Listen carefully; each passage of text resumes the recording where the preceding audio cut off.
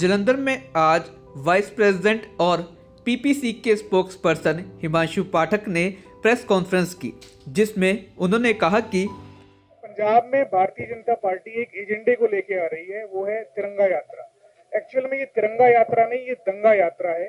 ये गुजरात में इन्होंने जितनी भी एजिटेशन हुई है अब तक, वहां पे बीजेपी ने और आरएसएस ने उन एजिटेशन को या उन मूवमेंट्स को जो डीरेल करने की टैक्टिक्स है, वो टैक्टिक ये है कि कहीं पे प्रोटेस्ट हो रहा है, अपने बदमाश भेजो वहां पे और बोलो ये लोकल लोग हैं, ये आपसे परेशान है, ये तंग है, और उसके बाद प्रोटेस्टर्स और उन दंगाइयों की लड़ाई करवाओ। फिर पुलिस भेज के ये टैग करो कि भाई जो प्रोटेस्टर हैं उन्होंने हमला कर दिया, उन्होंने अटैक कर दिया। ये टैक्टिक के थ्रू इस फार्मर और पीजेंट मूवमेंट को बीजेपी बदनाम करना चाहती है। इस गुजरात मॉडल को पंजाब पे, पंजाबियों पे और जो बॉर्डर पे प्रोटेस्ट हो रहे हैं वहां पे इंप्लीमेंट कर रही है। पंजाब में हिंदू सिख भाईचारिक सांच को एक बहुत बड़ा थ्रेट देने की तैयारी है। बीजेपी एक पोलराइजेशन गेम खेल रही है पंजाब में, और जो ये तिरंगा यात्रा निकाल रही है, इसका एक्चुअल मोटिव ये है, मन में तिरंगा, इनके हाथ में तिरंगा, मन में दंगा। ये भारतीय जनता पार्टी की पंजाब के लिए एक साजिश है, एक कॉन्स्पिरेसी है, एक कॉन्स्पिरेसी है। इस कॉन्स्पिरेसी के तहत बीजेपी पंजाब में हिंदू सिख भाईचारिक सांच को थ्रेट करके पोलराइजेशन कराना चाहती है।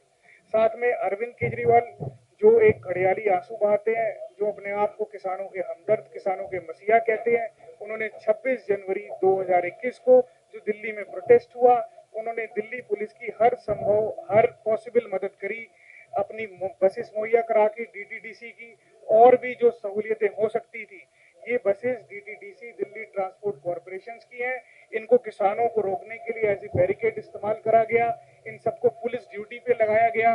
बिना दिल्ली के ट्रांसपोर्ट मंत्री की या दिल्ली सरकार की मर्जी के ये बसेस मुहैया नहीं कराई जा सकती। एक तरफ आप किसानों की हमदर्दी दिखाते हो, दूसरी तरफ अपनी सरकार की मशीनरी आप दिल्ली पुलिस को मुहैया करा रहे हो पंजाब के किसानों को रोकने के लिए। तो क्या केजरीवाल साहब आप गद्दारी नहीं कर रहे पंजाब के किसानों के साथ? क्या आप पंजाब के साथ गद्दारी नहीं कर रहे? आप इस पे जवाब दें। सर, अभी कुछ ही घंटे पहले जलालाबाद में जो अभी कांग्रेसियों द्वारा जो गाड़ी तोड़ी गई है सुखबीर बादल की, उस पे क्या कहना है? मैंने वो देखा नहीं, लेकिन जो अगर वायलेंस हुआ है तो इसकी निखेधी करते हैं।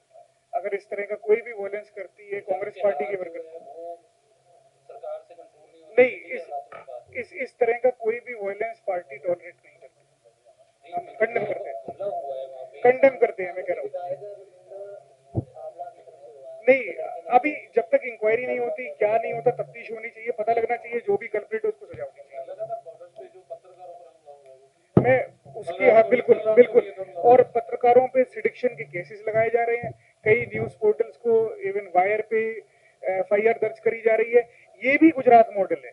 ये एक्चुअल में गुजरात में जब भी जर्नलिस्ट ने या पत्रकारों ने इसके खिलाफ, उनकी तानाशाही के खिलाफ आवाज उठाई, उनके ऊपर एफआईआर पर्चे करके उनको दबाने की कोशिश करेंगे। कल भी रात को पत्रकारों की गाड़ी छीनी गई है द्वारा, उनका जो भी सामान नेगोशिएट करके ये डरी हुई है सरकार, और इनको अब हर किसी से डर लग रहा है। जिस तरह से बॉर्डर पे कीले लगाए जा रहे हैं, आप देख रहे होंगे, कंक्रीट की दीवारें खड़ी करी जा रही हैं। इतनी फेंसिंग तो पाकिस्तान के बॉर्डर पे कर लो, तो कम से कम इन्फिल्ट्रेशन ही रुक जाएगी।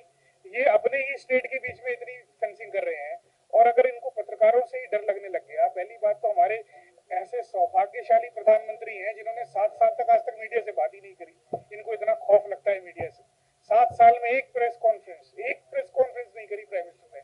क्या आपने पिछले इंडिया के 70 साल के इतिहास में ऐसा देखा कि प्राइम मिनिस्टर इतना डरता हो? अगर बात की जाए, आप कह रहे हैं कि आपकी सरकार किसान देशी है, लेकिन किसान जो है अपनी स्टेज पे तो वहाँ पे आने नहीं देते। नहीं, हम इस बात से सहमत है कि किसी भी पॉलिटिकल पार्टी के लीडर को किसानों की स्टेज पे नहीं जाना चाहिए। मैं कंप्लीट करता हूँ, मैं कंप्लीट करता हूँ।